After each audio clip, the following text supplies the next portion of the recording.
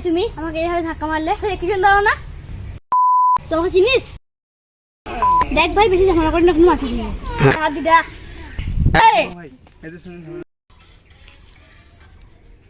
পরে দেখে নেবো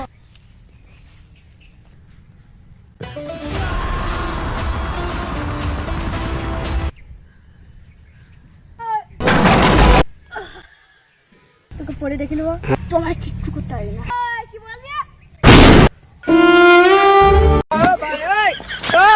পরে দেখে নেবো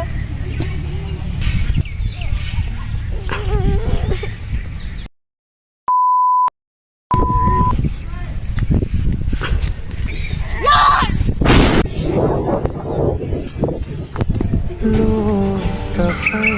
शुरू हो गया हम सफर